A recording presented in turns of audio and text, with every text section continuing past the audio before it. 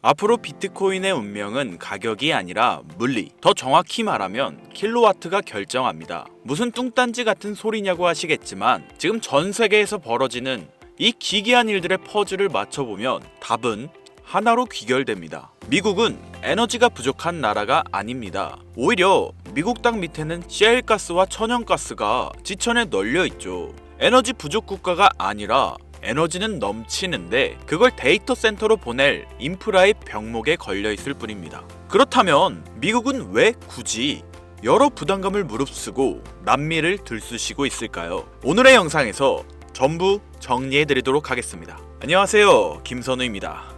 여러분, 최근 발표된 미국 경제 지표들 보셨습니까? 숫자만 보면 정말 기가 막힙니다. 지난 1월 8일 애틀랜타 연방준비은행의 GDP 나우 모델이 충격적인 수정을 감행했습니다. 미국의 4분기 실질 성장률 전망치를 기존 2.7%에서 하루아침에 무려 5.4%로 수직 상향시킨 겁니다. 이유는 간단합니다. 수출이 늘고 소비가 폭발했다는 거죠. 자, 여기에 아직 잡히지 않은 끈적한 물가 상승분 3% 정도를 더해볼까요? 실질 성장 5.4% 플러스 물가 3%, 바로 명목 성장률 8%라는 괴물 같은 숫자가 완성되는데요. 중국도 아니고 이미 성장이 끝났다는 선진국 미국이 수치상으로만 보면 분명 말도 안 되는 호황이죠. 월가는 이걸 보고 노랜딩이라고 환호합니다. 비행기가 연착륙이고 경착륙이고 나발이고 그냥 엔진에 불붙은 채로 하늘을 뚫고 계속 날아간다는 소리입니다. 그런데 이상하지 않으세요? 나라는 돈을 잘 번다는데 왜 내 주머니는, 그리고 우리 자식들의 취업문은 점점 좁아질까요?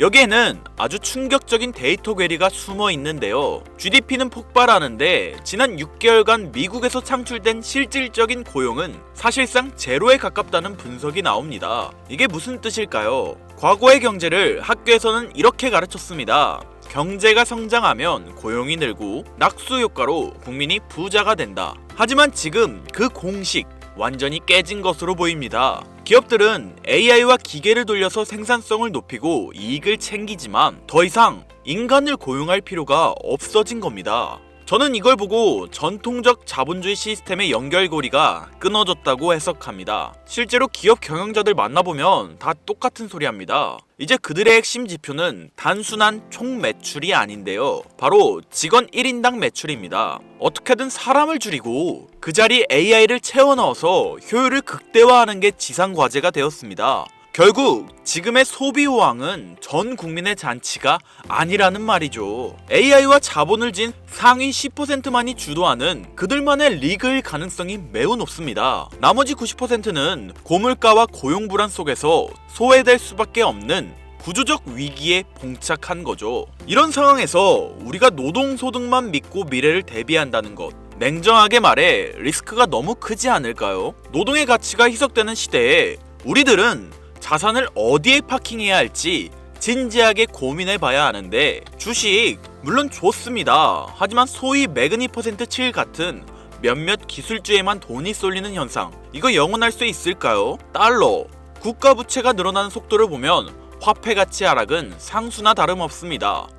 그래서 많은 전문가들이 비트코인을 주목하는 겁니다. 단순히 가격이 오를 거라서가 아니라 인간의 노동력이나 기업의 실적에 의존하지 않고 시스템 외부에 존재하는 자산이 필요해지는 시점이 오고 있기 때문입니다. 자본주의 시스템이 삐걱거릴 때 그 위험을 해징할 수 있는 수단으로서 비트코인의 가치가 재평가될 가능성이 높다는 게 합리적인 추론인 거죠. 주목할 점은 월가 자본이 이미 비트코인을 넘어 그 생산 능력인 해시레이트 자체를 원자재처럼 다루기 시작했다는 사실인데요. 비인도 해시레이트 선도나 해시레이트 담보대출 같은 상품들이 실제로 등장했습니다. 이는 금융기관들이 비트코인의 가격 변동성보다 코드가 보장하는 열역학적 생산성을 담보로 가치를 산정하기 시작했다는 신호로 해석될 수 있습니다. 즉, 시장 구조가 단순 투기판에서 정교한 금융상품 시장으로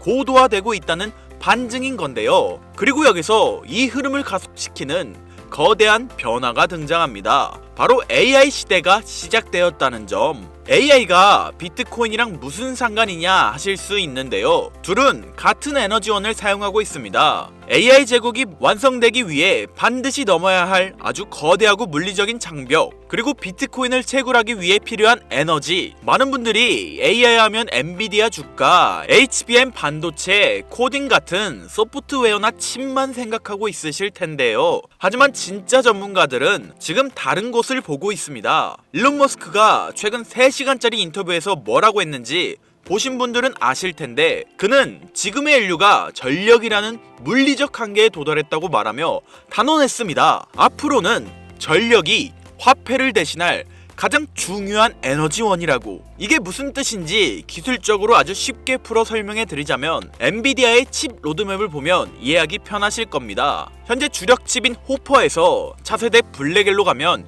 전력 효율이 2배가 좋아집니다. 그 다음 2027년 나올 루비는 호퍼 대비 전력을 90%나 덜 먹는다고 합니다.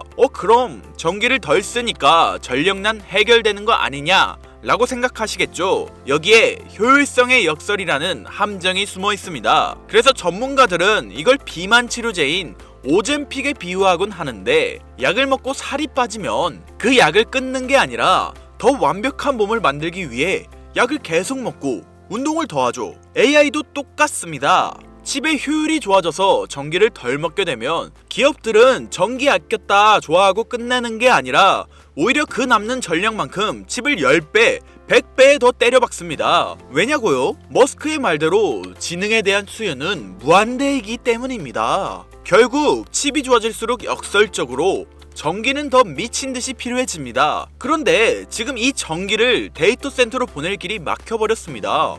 발전소가 없어서가 아니라 변압기가 없어서인데, 이게 전문 용어로는 스위칭 기어나 변압기 병목이라고도 합니다. 쉽게 말해서 고속도로에서 국도로 빠지는 톨게이트가 꽉 막혀버린 건데요. 지금 엔비디아 칩을 사려고 줄 서는 게 문제가 아닙니다. 칩을 돌릴 전압을 맞춰줄 변압기 구하는 데만 3년, 4년이 걸리는 상황입니다. 그래서 작년 하반기부터 시장의 판도가 바뀐 겁니다. 엔비디아만 오르던 시장에서 갑자기 GE 버노바, 지멘스, 미쓰비시 같은 전력기기 업체들이 폭등하기 시작했죠. 시장은 이미 눈치챈 겁니다. 이건 코딩 싸움이 아니라 물리 싸움이다. AI는 결국 전기 먹는 하마입니다. 코딩은 복사가 되지만 전기는 복사가 안 됩니다. 누군가는 땅을 파서라도 에너지를 꺼내와야 한다는 거죠. 그래서 트럼프 행정부와 미국 빅테크들이 지금 눈에 불을 켜고 전 세계를 뒤지고 있는 겁니다. 특히 미국 정부의 급박한 움직임은 최근 뉴스에서도 보셨을 텐데요. 여러분들도 이미 보셨을 겁니다. 트럼프 행정부가 델타포스를 투입해 베네수엘라 마두로 정권을 전격 체포하는 것도 모자라서 동시에 뜬금없이 덴마크의 그린란드 매입을 다시 강요하고 있다는 뉴스 보셨을 겁니다. CNN이나 공중파 뉴스에서는 이걸 트럼프의 제국주의적 야욕이다, 석유를 노린 전쟁이다, 혹은 단순한 독재자 처단이다 라고 언급하고 있는데, 결론부터 말씀드리자면 전부 틀렸습니다. 트럼프는 지금 전쟁을 하고 있는 게 아닙니다. 그는 지금 쇼핑을 하고 있는 건데요. 그것도 국가의 장부, 즉 밸런스 시트를 통째로 갈아엎는 국가 단위의 구조조정을 진행 중이라고 보는 것이 훨씬 합리적입니다. 2026년 미국의 부채는 한계에 달했습니다. 월가의 영웅 레이 달리오의 분석처럼 부채 사이클이 끝자락에 이르자 전 세계 그 누구도 예전처럼 미국 국채를 사려고 하지 않죠. 달러라는 종잇돈의 신용이 흔들리는 이 정체절명의 시기에 미국이 선택한 생존 전략은 무엇일까요? 바로 종이를 버리고 실물을 채우는 것입니다. 1월 3일 마두로 체포, 1월 4일 덴마크 그린란드 매입 압박, 1월 7일에 발표된 대형 기관 투자자의 단독주택 매입 금지 선언까지, 이 모든 건 하나의 신호를 보내고 있는데요. 지금의 흐름을 이해하시려면 미국 내부에서 진행된 대형 기관 투자자의 단독주택 추가 매입 금지 선언을 확인하셔야 합니다. 표면적인 명분은 훌륭하죠. 블랙록 같은 거대한 자본을 가지고 있는 대형 투자자들이 우리 서민들이 사야 할 집을 다 사버리니까 서민들은 살 집이 없어지고 월세가 너무 비싸지는 겁니다. 그러니 트럼프 입장에선 야, 기관들 이제 부동산에서 손 떼 라고 발표한 건데요. 당연히 서민들은 환호하였습니다. 하지만 저는 트럼프의 움직임과 이 법안이 반드시 하나의 연결고리를 가지고 있을 것이라 확신했는데요. 금융의 관점에서 이 조치는 기업들에게 부동산 시장에 대한 사형 선고나 다름없습니다. 지금까지 거대 기업들은 남아도는 현금 유동성을 어디에 파킹해놨습니까? 가장 안전하고 덩어리가 큰 미국 부동산이었습니다. 말 그대로 기업들의 전용 주차 자리 중 하나를 정부에서 막아버린 겁니다. 그렇다면 부동산 시장에 사용되었을 수천, 수조 원의 돈은 어디로 흘러들어갈까요? 돈은 가만히 있으면 그 가치가 떨어집니다. 그 말은 어딘가로는 반드시 흘러가게 된다는 건데, 주식시장은 이미 대세 상승장이 시작된 지 오래됐고 AI 거품론으로 언제 떨어질지 모르는 상황입니다. 미국 부채율이 높아 채권은 매력이 없고 갈 곳을 잃은 이 거대한 유동성을 받아줄 덩어리가 크면서 아직 저평가된 새로운 그릇이 필요해진 시점인 거죠. 그런데 기업들이 방법을 궁리하던 와중 미국 정부가 대놓고 방향을 제시해 주었습니다. 미국 청산예탁결제원 DTCC가 발표한 스마트 나비 프로젝트와 캔톤 네트워크 테스트. 이게 전문용어라 어렵게 느껴지시겠지만 쉽게 말해서 주식이나 부동산 같은 실물 자산을 코인으로 만들어서 기관들끼리 24시간 거래할 수 있게 만든 기업 전용 네트워크 RWA가 되겠습니다. 트럼프는 한쪽에서는 행정명령으로 구시대의 자산인 실물 부동산 매입을 막아버리고 다른 한쪽에서는 법안을 통해 신시대의 자산인 디지털 자산 시장에 문을 열어주고 있는 겁니다. 자, 그렇다면 여기서 의문이 드실 겁니다. 이들이 이렇게 강제적으로 고여있는 자본을 움직이려는 이유는 무엇일까요? 단순히 비트코인 2억, 3억 가는 게 목표라서요? 아닙니다. 그들이 보고 있는 건 코인 시장을 넘어선 더 거대하고 본질적인 패권의 이동입니다. 최근 일론 머스크는 한 팟캐스트에서 이런 말을 했습니다. 미래의 화폐는 달러나 금이 아니라 전력량 에너지가 곧 화폐가 될 것이라고요. 이게 당장 들으셨을 땐 이해가 어려우시겠지만 핵심은 이겁니다. 지금까지의 달러는 신용을 기반으로 사용되었습니다.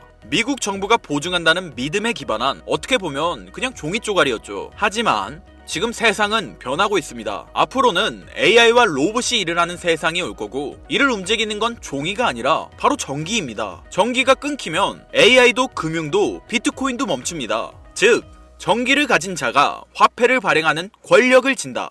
이것이 바로 머스크가 꿰뚫어본 에너지의 본질인 겁니다. 왜 트럼프가 이 시국에 갑자기 델타포스를 베네수엘라로 보내고 덴마크한테 그린란드를 내놓으라고 윽박지르는지 이상하지 않으셨습니까? 언론은 영토 확장이라 떠들고 있지만 머스크 관점에서 보면 이건 초대형 배터리를 확보하기 위한 전략적 움직임인 겁니다. 베네수엘라의 끈적한 중진류는 AI를 돌릴 발전 연료이고 그린란드의 만년설은 불타오르는 데이터 센터를 식혀줄 천연 냉각수인 겁니다. 결국 미국은 지금 달러라는 종이 쪼가리 패권이 저물어가는 것을 인정하고 에너지와 비트코인이라는 새로운 패권으로 갈아타기 위해 국가의 체질을 새롭게 뜯어고치고 있는 거죠. 머스크는 방향을 가리켰고 트럼프는 이미 움직이고 있습니다. 그리고 여기서 제가 앞서 강조했던 DTCC와 캔톤 네트워크가 중요한 건데요. 기관들은 썬팅 짓게 된 자신들만의 프라이빗 체인을 원합니다. 상식적으로 생각해 보십시오. 블랙록이나 JP 모건 같은 월가 하이에나들이 자금 흐름을 누구나 지갑 주소만 알면 실시간으로 다 들여다볼 수 있는 퍼블릭 블록체인 위에서 굴리고 싶어 할까요? 자신들의 포지션이 노출되면 경쟁사에게 공격당하거나 선행 매매를 당할 수 있는데 미쳤다고 그 길을 주력으로 쓰겠습니까? 그들은 철저하게 프라이버시가 보장되고 신원이 인증된 기관끼리만 거래할 수 있는 네트워크가 필요합니다. 그런데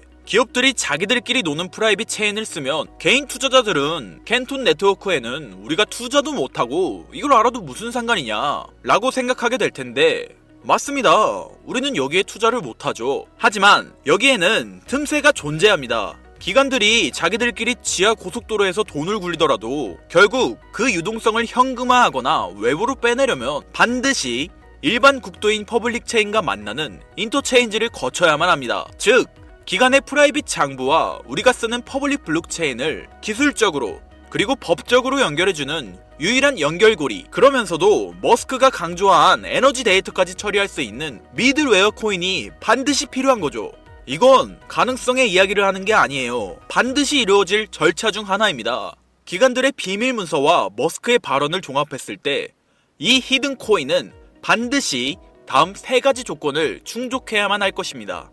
첫 번째 조건, 기관들의 자금은 캔톤 네트워크라는 자기들만의 지하 벙커에 숨어 있습니다. 기관들이 캔톤 네트워크 지하에서 굴리던 자산을 밖으로 빼낼 때 빠르고 거대한 물량을 순식간에 소화시킬 수 있어야 하죠. 즉 여러분이 찾아야 할 코인은 이더리움 계열의 느려터진 구형 모델이 아니라 기관들의 고속 거래를 감당할 수 있는 새로운 인프라 안에 숨어있을 확률이 매우 높습니다. 두 번째 조건, 머스크의 영수증이어야 합니다. 이게 진짜 핵심인데요. 일론 머스크는 앞으로의 화폐는 전력이라고 말했습니다. 발전소에서 생산된 전력, 데이터 센터의 컴퓨팅 파워, 이 무형의 에너지를 실시간으로 블록체인에 기록하고 토큰으로 바꿔주는 기술. 전문 용어로 DP인이라 불리는 탈중앙화 물리 인프라가 결합되어야 하죠. 단순히 금융만 연결하는 게 아니라 에너지 데이터를 처리할 수 있는 오라클 기능이 탑재되어 있어야 하는 겁니다. 세 번째 조건, 규제 준수 딱지가 붙어 있는가입니다. 익명성 뒤에 숨어서 자금 세탁이나 하는 코인들은 기관들이 사용할 수 없습니다. 반대로 디지털 신원 인증 기능이 내장되어 있어서 이 돈은 불법 자금이 아니라 삼성전자가 보낸 돈입니다 라고 꼬리표를 붙여줄 수 있는 화이트리스트 코인. 기관들은 오직 이런 코인만 파트너로 인정할 텐데요. 이 세 가지를 충족시키는 코인은 단 하나입니다. 여기서 이제 그래 네가 생각하는 그 종목이 뭔데? 라고 답답해 하실 분들이 있으실 거예요. 제가 여러분께 종목을 딱 정해드리면 속이 시원하시겠죠? 하지만 저는 종목을 찝어주는 리딩방을 운영하려는 게 아닙니다. 저는 여러분께 고기를 잡을 수 있는 그물을 만들어 드릴 건데요. 이 그물에 걸리는 코인이 있다면 그게 바로 2026년 전 세계에서 가장 주목받는 히든 코인이 될 것입니다. 그리고 그 히든 코인을 저는 영상에서 공개할 생각입니다. 솔직히 남들에게 공유해드리는 게 아깝습니다. 저 또한 전업 트레이더이기 때문에 한 달, 두 달을 밤을 새워가며 분석한 이 종목을 그냥 공개한다는 게 솔직한 마음으로 아깝다는 심정이 드는 게 사실입니다. 화면에 보이는 번호 제 개인 번호입니다. 아까운 건 아까운 거고 제 영상을 끝까지 시청해주신 것에 대한 고마움을 저는 알고 있기 때문에 아쉬운 마음을 뒤로하고 구독자님들에게 공유하기로 마음먹었습니다. 자료라고 문자 보내주세요. 혹시 화면이 잘 안 보이신 분들은 댓글에 있는 링크를 통해 연락처를 남겨주시면 제가 해당 자료를 공유해드리도록 하겠습니다. 전해드릴 내용은 여기까지이고요. 영상 재미있게 보신 분들은 구독과 좋아요 한 번씩 꾹꾹 눌러주시고 다음에 더 좋은 영상으로 찾아오겠습니다. 감사합니다. 김선우였습니다.